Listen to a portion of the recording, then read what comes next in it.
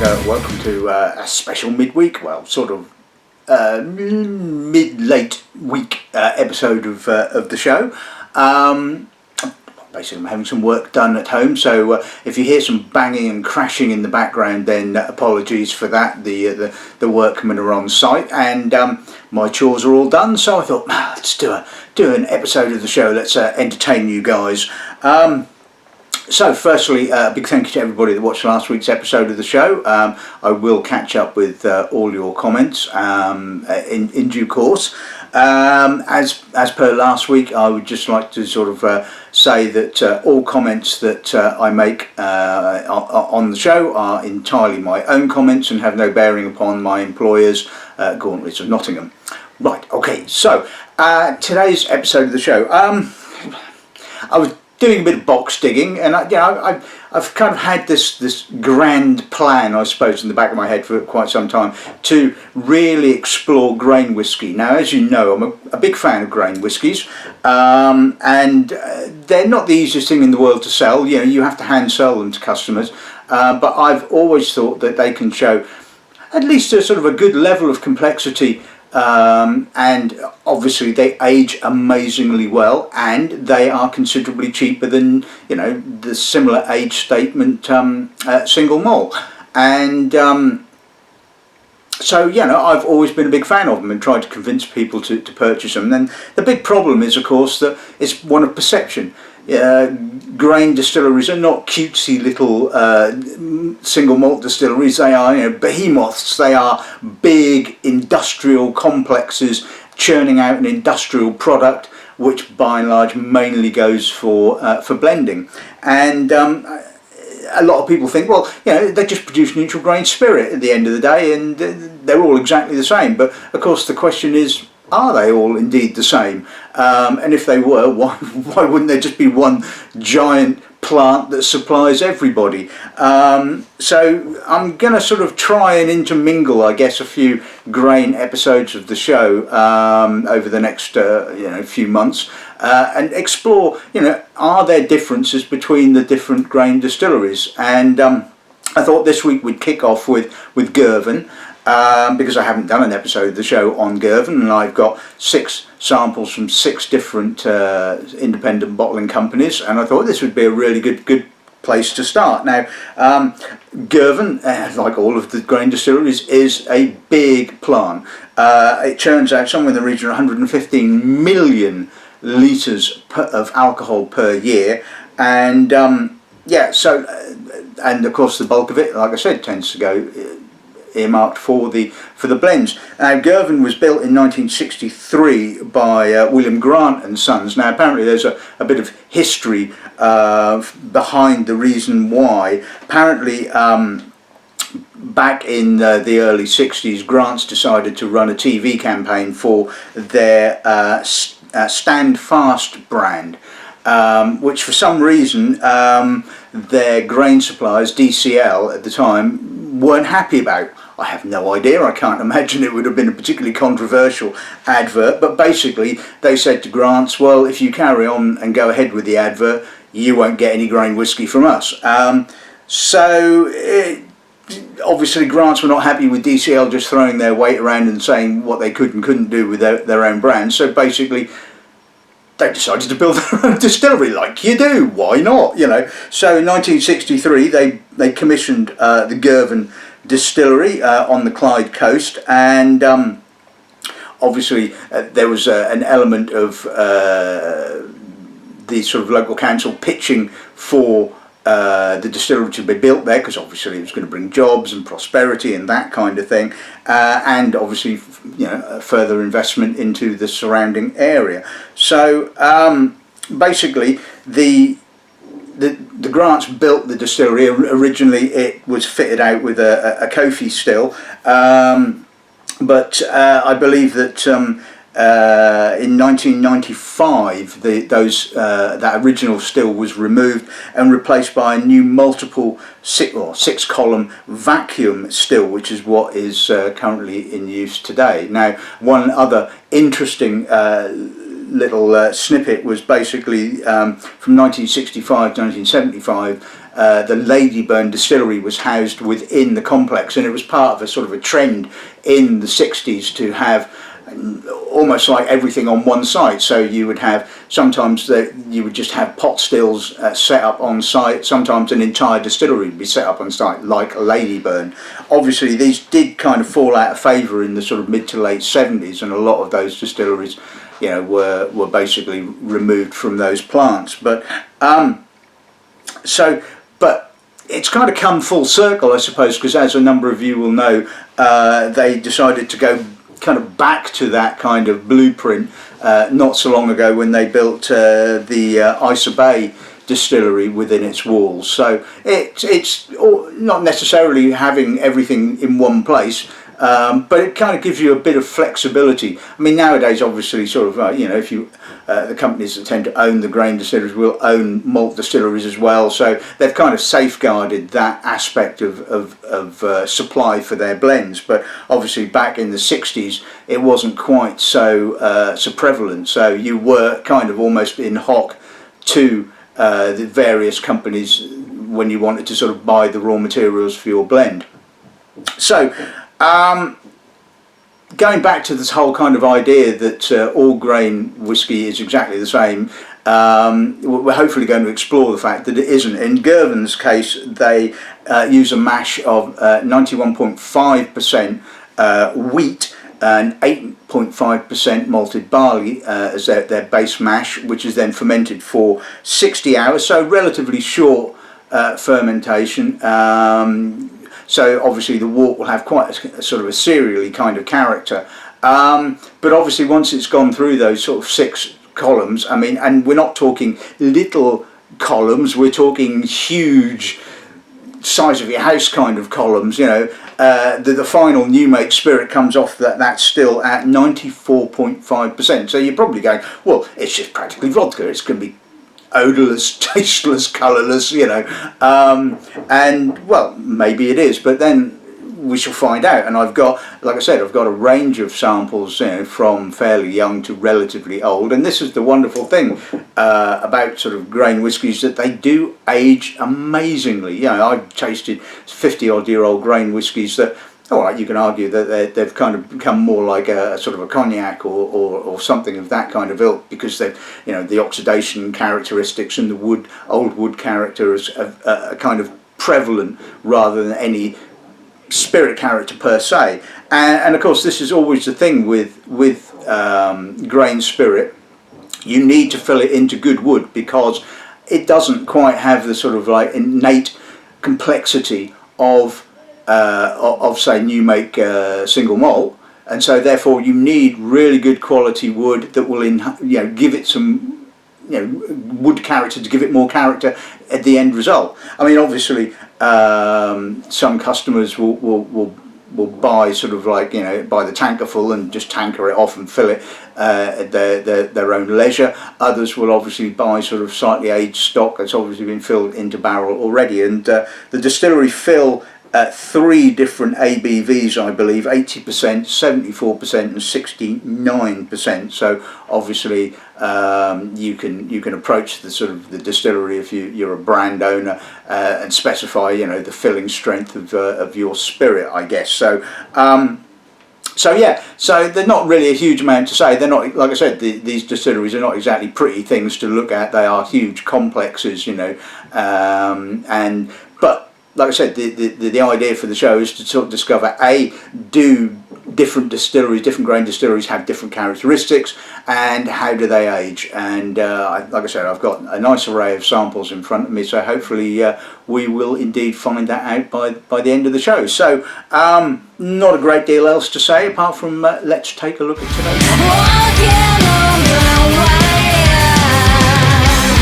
Okay, so the first one we're going to look at is probably one of the last bottlings in the Duncan Taylor Rare Auld range before the range kind of disappeared. This was, I think, bottled sometime in around 2017.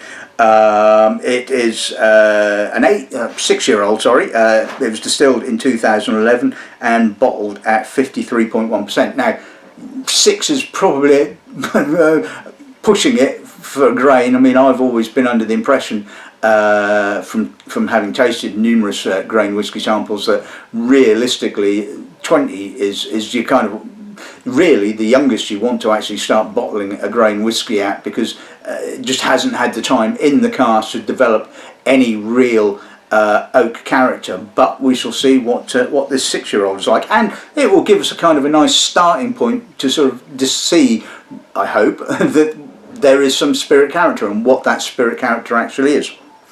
Second bottling we'll be looking at is a 20-year-old. This was bottled in Douglas Lang's Clan Denny range, which is now long gone. This was distilled in December of 1993, bottled in September of 2014 at 56.7%.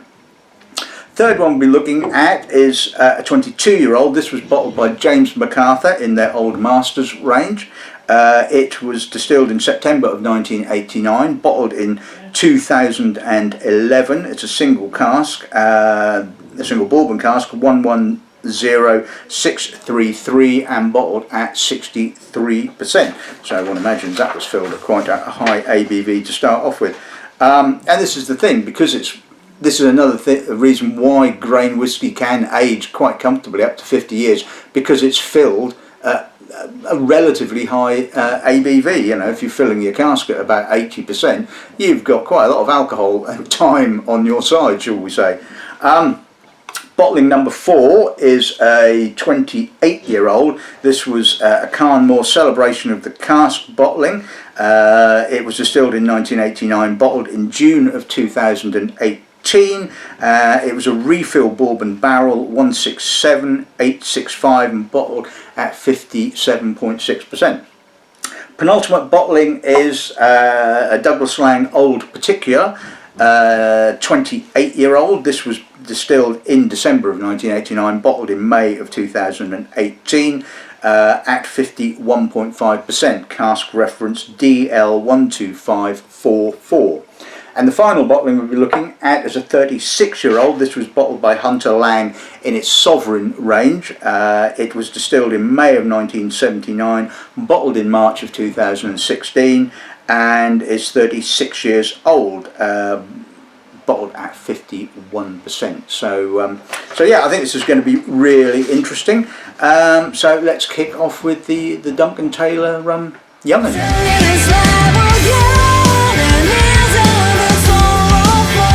Okay, let's see what the 6-year-old gives us then, shall we? Well, as expected, it's relatively neutral. It's got that sort of high-toned, herbally, almost gin-like kind of characters. I'm certainly getting a lot of herbal botanical notes. There's a little bit of apricot. There's a little bit of almost kind of banana. It's got some nice weight to it. You can certainly get that kind of wheatiness coming off the nose. And I mean, I've always, when thinking about sort of grain distilleries, I've always kind of grouped them into sort of lighter distilleries like Girvan, Invergordon, and then you have the distilleries that produce a slightly heavier style, a bit like say Dumbarton, Strathclyde, that kind of thing. So this is definitely of its type. Like I said, it's quite botanical, quite high toned, and yeah, there's a little bit of oak, just a smidge. I mean, it's not, like I said, hugely complex, and it is kind of coming over a bit like a sort of a hybrid oak aged vodka gin kind of nose, but it's pleasant. See what that's like.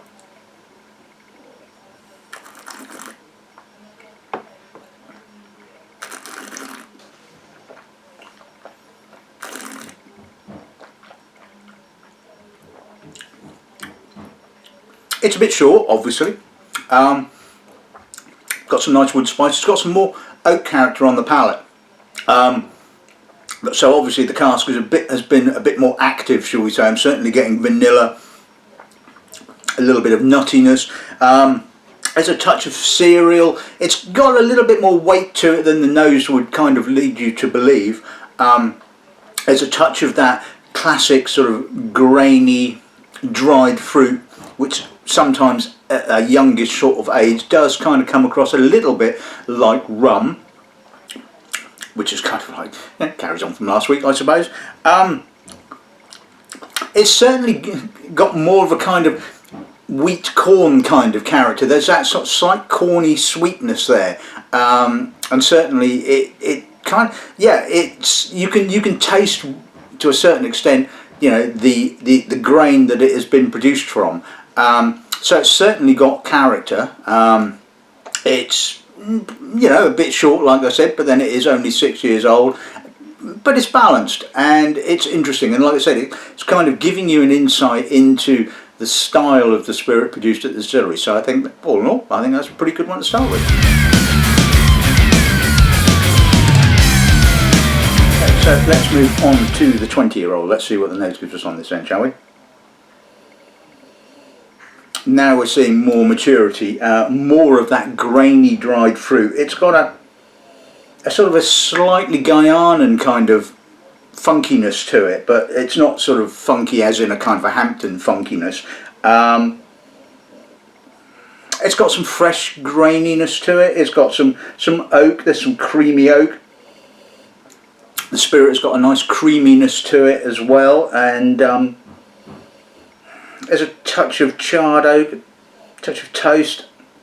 So here we are, basically, ideally, this is the sort of starting point. This is where you want to sort of bottle your grain whiskey. You're now starting to get a good characteristic from the oak. That sort of, like I said, the charred oak, the vanillins, and the spirit itself is starting to develop that slightly dried fruit kind of character. And like I said, certainly has a kind of like a slight Guyanan kind of character to it. See what the pulse like.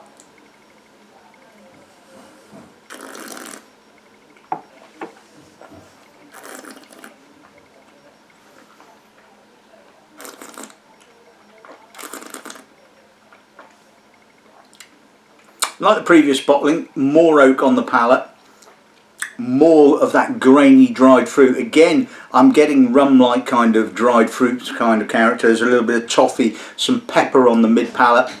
So obviously, again, really good cask, adding some wood notes, adding some wood spices. There's a little bit of a almost kind of tequila-y kind of pulped fruit note right on the finish. And I think this is just where you want to start thinking about bottling your grain spirit. It's now starting to develop that lovely character, that dried fruit kind of character. You're getting the oak as well. And alright, you could argue it's maybe not as complex as a malt, but there's still plenty going on there. Like I said, you know, you're getting the spirit character, and you know, so it's kind of like, you know, a bit of a rum tequila kind of hybrid sort of thing, you know, which is quite intriguing, I think. It's got a good length, lovely aftertaste. You know, the wood is continuing throughout the entire palate, so getting the sort of toastiness on the aftertaste. So yeah, absolutely cool. So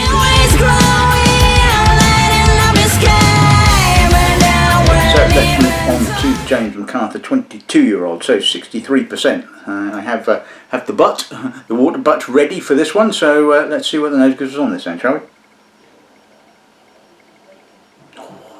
Now that's got a lovely depth to it. Juicy dried sultanas, date, bit of an orange, demerara sugar. It's got that high tone note to it, which is obviously partially down to the high ABV. But again, it's got a lovely richness of dried fruit character. So there is a slight element of botanicalness just there in the background. So you can still say this is definitely a Girvin, but it's certainly, the oak is now giving it a lot more weight to it. And this is absolutely gorgeous. This is a lovely nose. Lots of interesting characteristics happening, and just wildly different from a single malt. And see what that's like.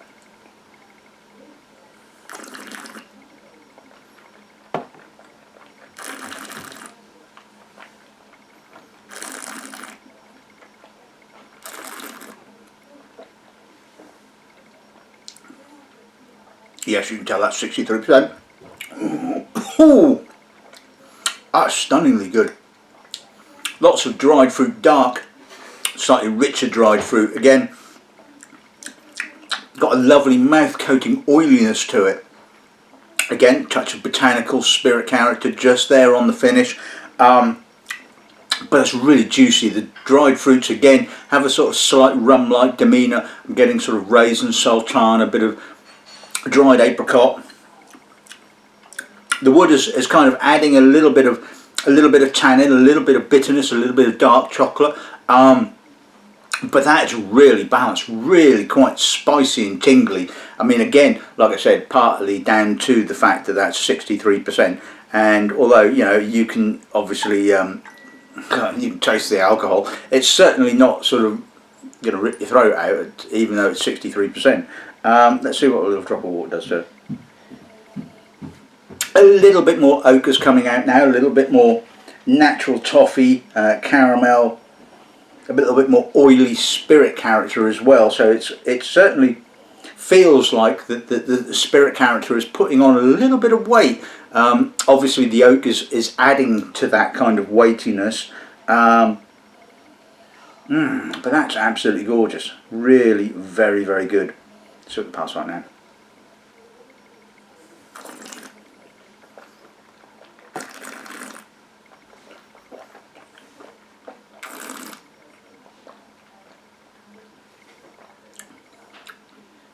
Still quite spicy, still got a bit of a kick in the finish, but it's a lot fuller, a lot more oily vanilla. Not much in the way of a sort of a nuttiness, but it's got that sort of lovely pure American oak vanillans running through it. I mean, that is a gorgeous whiskey, even though it's a grain whiskey. It's just a gorgeous whiskey, full stop, and that's the whole point. You know, I think sort of as kind of I think you need to get rid of the snobbery factor about grain and just forget that it's a grain whiskey and just say, this is a spirit. Is this a good spirit? And the answer to that is, it's a damn good spirit. Okay, so let's move on to the celebration of the cask 28-year-old. Let's see what the nose gives us on this end, shall we? Whoa, Oak City here. I mean, even though this was a refill bourbon barrel, it's seriously oaky. I mean, I'm getting lots of toffee, coconut, oodles and oodles of coconut, a little bit of wood smoke. I mean, almost a honeyed note as well. There's a crispness there as well. I'm getting that sort of the slight sort of crisper Girvin spirit just there in the background, but the main focus here is the oak. And this is, you know, it's considering, you know, we've now gone through 4 and they have all been completely and utterly different to each other, apart from the fact that, you know, you can pick out the slight sort of high-toned Girvin character. I think to enjoy this one, you're going to have to love oak and coconut. To be fair with you, and I quite like American oak, and I love coconut, so I'm sorted. See what pass on.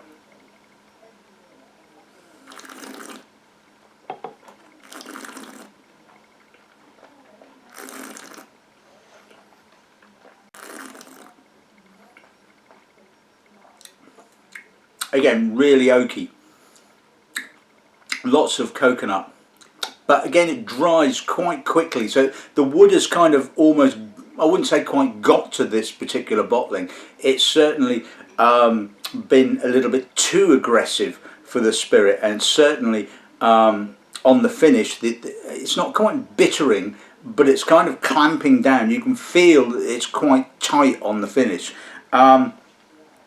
And still, it's an absolutely gorgeous whiskey. I'm going to put a little drop of water with it just to see if that kind of lessens the oak to a certain extent. Sometimes, you know, a little drop of water will open out a spirit, and it's still pretty coconutty, but it has kind of dampened it down a little.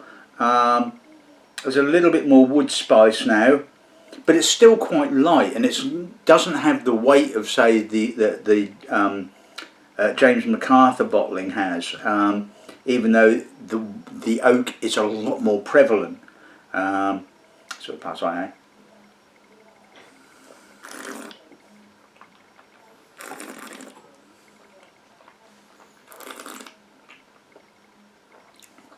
Yes, now that has compressed the oak or pushed it down a bit, so I'm now getting more of that kind of slightly high-toned Girvin-y kind of character. Not a lot of dried fruit in actual fact.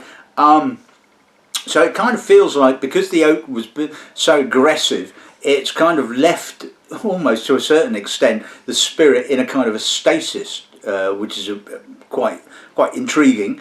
So once you put a little drop of water with it and just knock back the oak, you're getting essentially just pure Girvin spirit, which is again a little botanical, but really fresh and quite high toned. So again, a really unique whisky, and at the end of the day, you can't ask for more than that.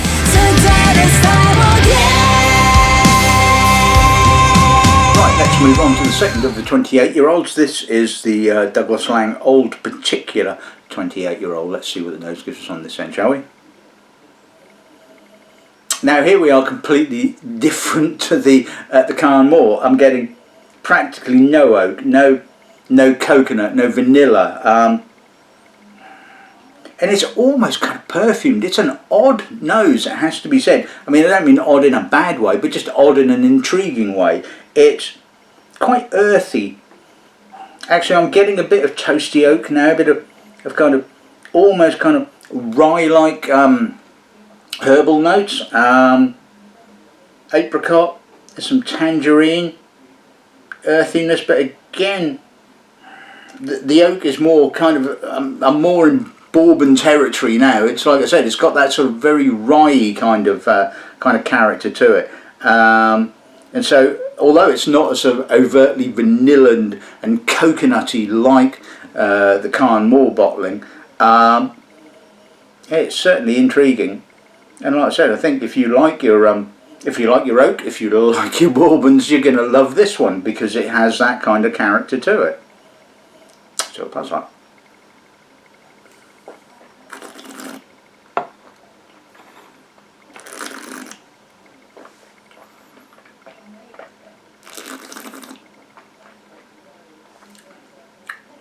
Again, like the previous bottling, a lot of oak on the palate. But again, it's that sort of Kentucky Bourbon-y kind of character. Again, I'm getting a little bit of the Girvin spirit. It's kind of coming through less herbal and more kind of like a cardamom note, I guess. There's a little bit of coffee on the finish. Alright, not quite maybe as complex as, say, the James MacArthur bottling, but again, it still shows a really nice balance between the oak and the spirit, and I'm certainly getting elements of both.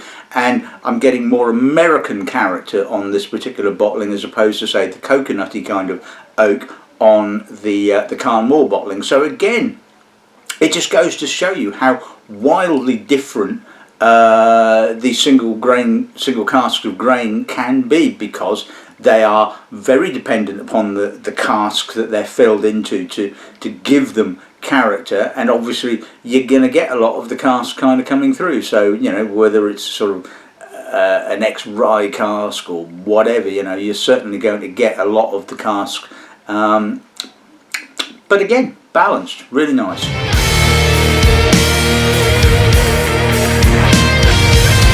And so finally we're on to the 36-year-old Sovereign. Let's see what the nose gives us on this end, shall we?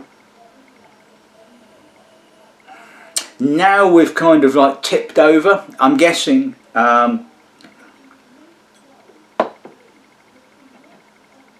okay, so let's move on to the final bottling of the day. This is the 36-year-old Hunter Lang Sovereign bottling. Let's see what the nose gives us on this end, shall we? Oh, that's lovely. I mean, that's quite high toned, quite citric, not a lot of oak in actual fact.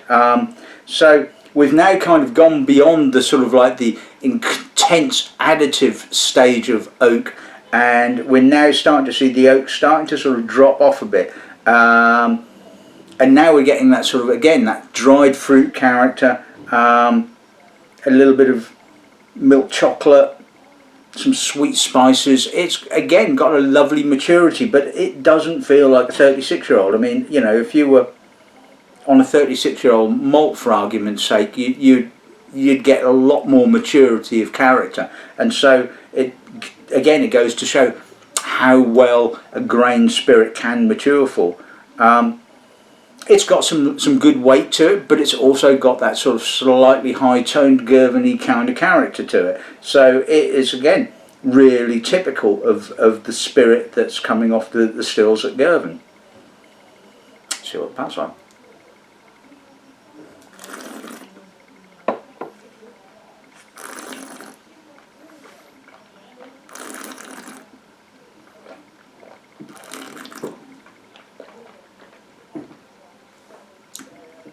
That's lovely. Elegant, long, slightly oily, quite nutty in actual fact. Again, more kind of oak coming through on the palate, but it's a nuttier kind of oak. It's an older wood note that's kind of coming through. A little bit of chocolate, a little bit of coffee, a little bit of spice. It's certainly not got that sort of coconutty character. It's not got that youthful vanillan character. It's got a pleasant, mature, or maturing, I should say, oak character coming through. But again, I'm getting the character of the spirit. It's got that slight high tone, almost herbally kind of note, but it's got a combination of the herbalness, and it's got a combination of the slight weightiness of the previous bottling. So again, really very, very good. Right, okay, so let's sum today's episode of the show up. Well, I think it's really intriguing. Like I said, it certainly says to me, you know, that there is an element of complexity within grain whisky, and they're just such great value for money at the end of the day. Now, you could argue that the Duncan Taylor was a little bit on the young side, but it kind of set out its stall, I suppose. It said, you know, here is the cereally kind of notes, the slightly high-toned botanical characteristic of what the spirit is like coming off those stills at Girvin. And certainly, I think it's been evident throughout the entire tasting that there is a character of the spirit. And I'm guessing when you put a blend together, you decide, you know, what type of grain style you want, whether you want a slightly higher toned herbally kind of grain character note, or whether you want a more weightier, oilier, heavier grain kind of character, and then that kind of to a certain extent sort of directs you in a certain direction, I suppose. The Denny bottling, again, lovely dried fruit character, balanced, really nice, touch of oak, and you know, it was showing some good weight, and showing ideally the ideal point of where you want to bottle a grain whisky at. Like I say, I think that from a kind of a technical point of view, that the Duncan Taylor was intriguing, but I think from a sort of a drinkable point of view, like I said, it reinforces my opinion that 2021 is kind of really where you want to sort of start looking at bottling a grain whisky. Possibly the star of the show was the James MacArthur, and I'd love to sort of carry on stocking James MacArthur, but I don't know where they've disappeared to. I haven't heard from Arthur in donkey's years, and I don't even know if they're still bottling. But this was just an absolute storming whisky. It was great. And again, I mean, I can't remember what Gauntleys had this on the shelf at the time, back in sort of 2011, but I can tell you it was probably a pretty good price, I can say. The Carn bottling, well, if you love coconut, that's your baby, and I think, again, like I said, this kind of shows how different casks have what the character. I mean, yes, you can say that when you're tasting a single malt that the cask obviously has an influence, and gives an element of character to the single malt character. But in grain it is a lot more obvious, a lot more noticeable, and certainly in this instance it was like, whoa, Vanilla City and Coconut City, you know, it's like, you know. And the old particular Girvan, I mean, and again it showed some of the weight, some of the oak character of previous bottlings. It was probably a little bit more bourbony, so to me it could well have been a first fill bourbon cask. I don't know off the top of my head, but it certainly would indicate a first fill, or if not a first fill, a pretty active refill cask. And like I said, you've got a lot of bourbony American character. And the final bottling, the Sovereign, well, I mean, that was absolutely gorgeous. It kind of wrapped up everything, if you like, and it was just a lovely age to be bottled at. And I don't know what that would have, you know, cost at retail back in 2016, but I can tell you it would have been a lot less than a 36-year-old single malt. And again, like I said, you know, if you're into experimentation, trying out new things, and want something that's got some good age to it, but you know, either don't have the sort of like the deep pockets needed for a malt of that kind of price, then look at a grain, because you're still going to get a lot of bang for your buck, in my personal opinion. So there you go. I think it's this week's episode of the show has shown that grain distilleries do have character. And that's certainly been evident. They obviously need the oak to sort of give them sort of some weight, some depth, some complexity. But when they get that, they're just as good as a single malt, without a shadow of a doubt. So yeah. Anyway, so that's this week's episode of the show in the bag. Yeah, I'm probably going to do one on Sunday, and it might be another grain episode of the show. You never know. Anyway. Until then, good dramming and good afternoon.